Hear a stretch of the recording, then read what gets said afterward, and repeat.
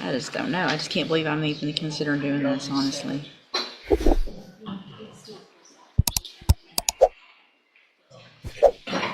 I'm not. I can't. There's no way.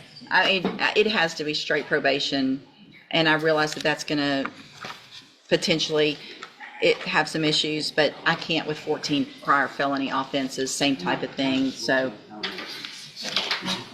entered a plea of guilty to theft of property, a state jail felony. That agreement was for a 4-year deferred probation with a $1,000 fine as well as restitution in the amount of $9,400. I've received the pre-sentence report. Have y'all all had an opportunity to review that report? Yes. Yeah. And any additions or corrections or? There's a lot of history, we understand, Your Honor, but discussed it with counsel also restitution. Speak up, I'm sorry. I just want to make sure the court knows restitution, most of the main issue we're looking at, get some of that money back. I've got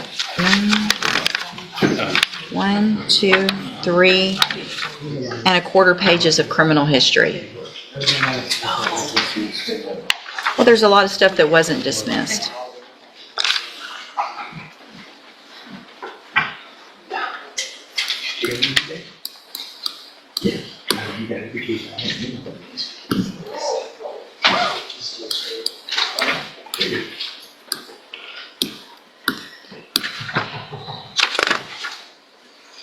Okay,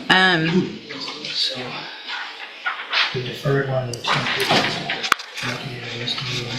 another issue that I see on here also is the restitution, because it shows $9,400, but then it also, that was from inside the bank, and then it shows $500 from an ATM and $100 from a cash app, totaling $10,000, not $9,400. Is that correct?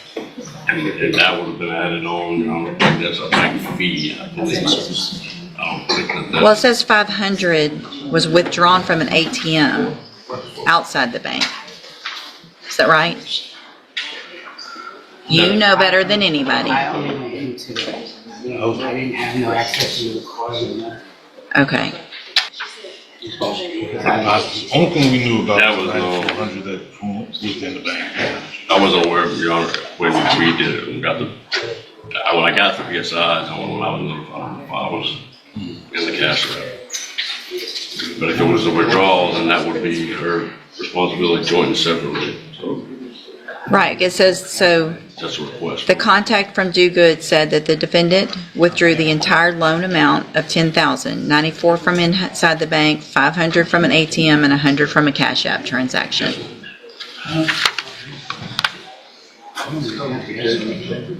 It doesn't matter if you did it or if the other person that you were with did it.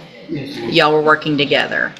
So you're both, and hold on. So the probations in Sutton County, have they been transferred to Harris County? So you're going in person in Harris County?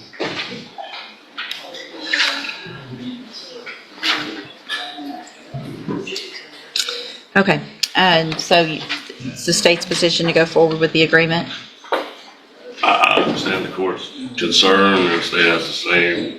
Like I said, our initial deal was to get some of the money back on our victim, however, we understand. All right, so here's what I'm going to do, Ms. Vogan. I'm going to find that you entered your plea of guilty freely and voluntarily. Can y'all hold it down over there, please?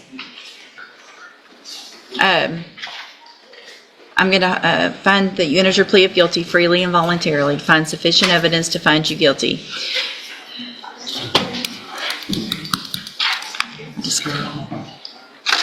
I just don't know. I just can't believe I'm even considering doing this, honestly.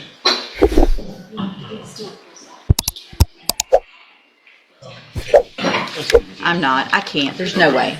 It has to be straight probation, and I realize that that's going to potentially have some issues, but I can't with 14 prior felony offenses, same type of thing. So I don't. you do. No, I don't. No, I don't. Okay. How many do you think you have? I have 3 here and one back home. Okay, you have lots of them that were at the same time for different offenses. And I was never convicted, never charged. Yeah, you did probations for them Forgery of a financial instrument. Don't talk over me. March 3rd of 2008, Harris County, 180 days in jail, so that one was reduced. March of 2014, forging identification cards in Cuyahoga County, Ohio, 1 year probation. Same charge, same probation, so that's 2 in Ohio.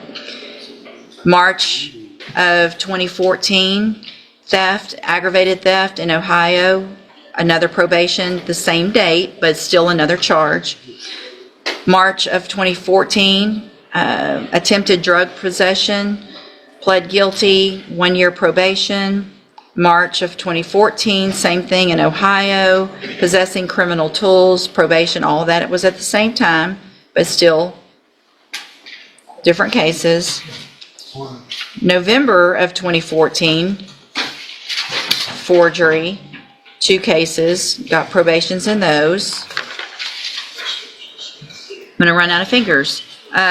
March, another one, a theft, aggravated theft in Ohio in 2014. Then we go to Sutton County, Texas, and you have 5 continuous smuggling of persons for pecuniary benefit, and that's the 10-year probation that you're on in 5 different cases. Okay. That's not correct. No. Okay. So how many cases are you on probation for in Sutton County? It all ran together.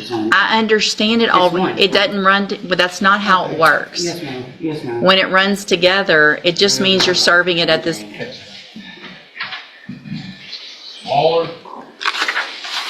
I'm rejecting the plea agreement.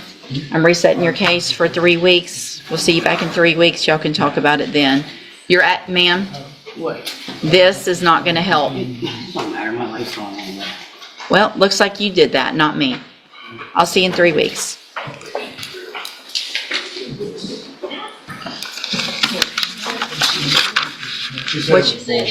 Come on, hold on, get her, don't let her go. Come back. Everybody heard it. You're bullshit. Come back. Sure, lawyer. I told my lawyer he was bullshit. I didn't say this. You don't talk like that to anybody in this case because he didn't do this either, you did. He got me the plea. He did he did a great job. I'm going to find at this time that your bond is not sufficient because of your attitude and because of your I gotta go to work. So I'm gonna lose my job and everything too. Well, maybe you shouldn't cuss at your lawyer. Maybe you shouldn't have this attitude here in the courtroom. I'm going to raise your bond. What's the bond currently set at?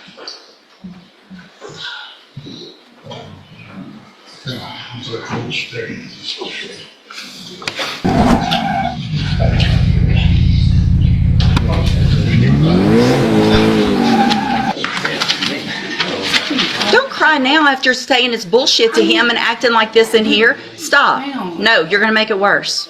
You're just going to make it worse. You should, when I told you a minute ago to stop, you should have stopped when I told you to. Let's see, can you...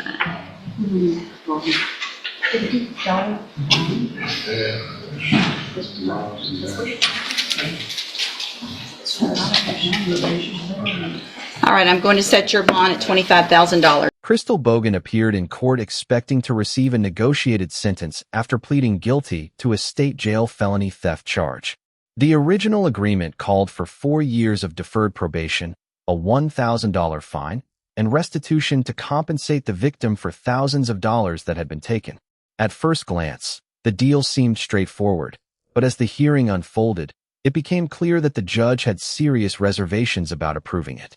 The prosecution emphasized the importance of securing restitution for the victim, arguing that recovering the stolen money remained a primary objective. Meanwhile, the defense continued to support the negotiated probation agreement, hoping the court would honor the original plea arrangement despite the defendant's extensive criminal background. What changed the course of the hearing was the judge's careful review of the pre-sentence report. Instead of focusing only on the current offense, the court examined Bogan's lengthy criminal record, which stretched across multiple jurisdictions and included numerous convictions for theft, forgery, fraud-related offenses, and other crimes. The judge questioned the appropriateness of probation for someone with such an extensive history of similar conduct, expressing concern that repeated opportunities for rehabilitation had failed to prevent further criminal behavior. The most dramatic moment came after the judge rejected the plea agreement and reset the case for a later hearing. Rather than remaining composed, Bogan reacted with an emotional and foul-mouthed outburst directed toward her attorney and in the courtroom.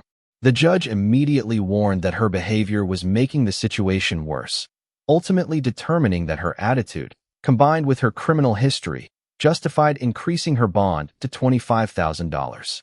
This hearing serves as a reminder that courtroom conduct matters just as much as legal arguments. A defendant's actions before the judge can significantly influence the outcome of a case. If you found this courtroom breakdown informative, be sure to like this video, subscribe to the channel for more real courtroom analysis, and share your thoughts in the comments below.